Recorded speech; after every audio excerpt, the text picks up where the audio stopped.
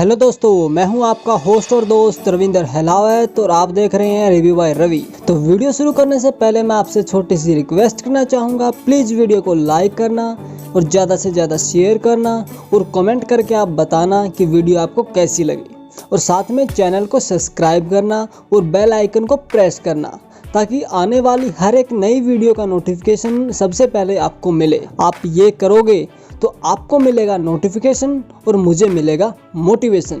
तो चलिए देखते हैं वीडियो में क्या निकलता है। ये वीडियो ऐसी है, आपने ना तो कहीं देखी होगी ना कहीं आपने सुनी होगी, हो सकता है कुछ को पता हो। तो आज मैं आपको ऐसी जगह लेके जाने वाला हूँ, तो अपनी सीट बेल्ट को टाइट कर लेना। वैसे एक बात बताओ, उत्तराखंड कौन गया है?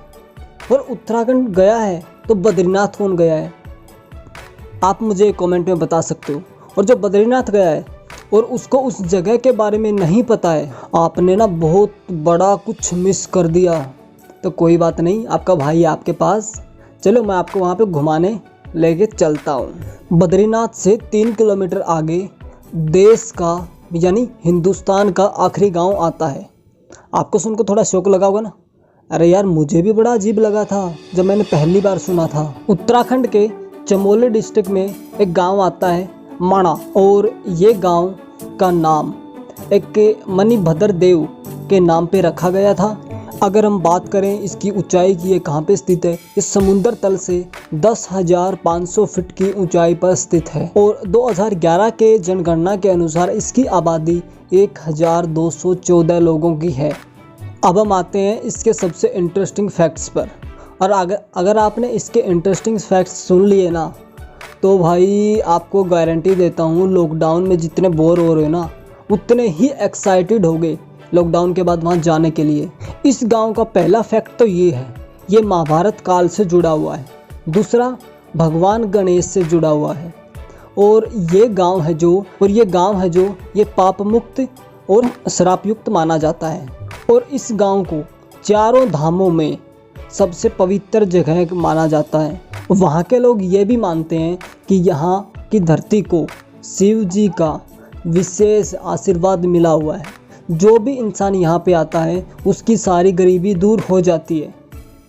यही वजह है हर साल बद्रीनाथ पास में होने के साथ साथ यहाँ पे हजारों करोड़ों लोग पर्यटन के लिए आते हैं। इसलिए मैं कह रहा था, यदि आप बद्रीनाथ गए हैं और वहाँ नहीं गए तो आपने बहुत कुछ मिस कर दिया है ना। इंटरेस्टिंग फैक्ट, इस गांव में महाभारत काल का एक पुल है जिसको भीम पुल कहा जाता है। अब आपके दिमाग में यह आया होगा, भीम पुल क्यों? तो ये भी आप सुन लो। यहाँ से पांडव द्रौपदी के साथ स्वर्ग जा रहे थे।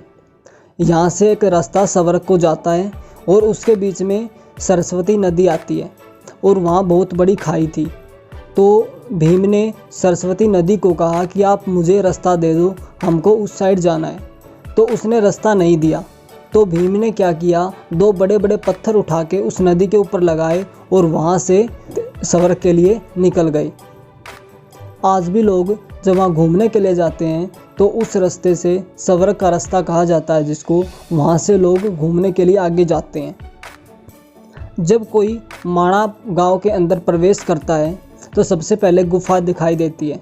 गुफा भगवान गणेश की है और उस गुफा के अंदर बैठ के महर्षि देवव्यास के कहने पर वो महाभारत को लिखा करते थे। और वहाँ से पास में सरस्वती नदी बहती थी। तो एक दिन क्या हुआ, सरस्वती नदी बह रही थी तो सरस्वती नदी के तेज पानी बहने की आवाज़ भगवान गणेश के कानों में पड़ी। तो भगवान गणेश ने सरस्वती देवी को कहा कि आप इस आवाज़ को कम करें। लेकिन कुछ देर के बाद वो आवाज़ कम नहीं हुई। तो भगवान गणेश ने उसको श्राप दे दिया कि आप आगे किसी को दिखाई नहीं देंगी। तो उसके बाद में वो नदी आगे चलकर अलकनंदा नदी में मिल जाती है और वो नदी ख़त्म हो जाती है, सरस्वती नदी। और इसी गांव में एक व्यास गुफा है जहाँ पे महर्षि देवव्यास रहा करते थे और उन्होंने कई वेद और पुराण लिखे वहाँ पे बैठ के। और इसी वजह से इसको व्यास पुट्ठी भी कहा जाता है। इस गांव में आपको बहुत सारी ऐसी दुकानें भी मिलेंगी जहां पे आपको ये लिखा हुआ मिलेगा कि भारत की आखिरी चाय। वहां पे बैठ के आप भारत की आखिरी चाय का आनंद ले सकते हैं। और माणा से 24 किलोमीटर दूर भारत और चाइना की सीमा है। और जब युद्ध हुआ तो भारत और चाइना का वहाँ पे उस टाइम पे सीमा के ऊपर कोई भी मतलब सुरक्षा बल या आर्मी कुछ भी मतलब तैनात नहीं था। तो चीन वाले वहाँ पे माणा में वहाँ पे ऐसे ही घूमते रहते थे। और यही वजह है माणा के लोग चाइनीज को समझते भी हैं और बोलते भी हैं। भारत और चीन के युद्ध के टाइम पे माणा के लोगों ने इंडियन फोर्स का साथ दिया और चाइना के दबाव में ना आके उस क्षेत्र को भारत में रखने का पूरा साथ दिया। उस टाइम के बाद सरकार का ध्यान भी मतलब माणा की तरफ गया और वहाँ के लोगों को नागरिकता दी और वहाँ के कुछ अधिकार दिए। और उसके बाद बद्रीनाथ से लेकर माणा तक सड़क का निर्माण करवा गया और ITBP जो पुलिस फोर्स है उसकी एक चौकी तैनात की गई वहाँ पे। ये सारी की सारी इन्फॉर्मेशन थी माणा गांव, भारत का आखिरी गांव का उसकी।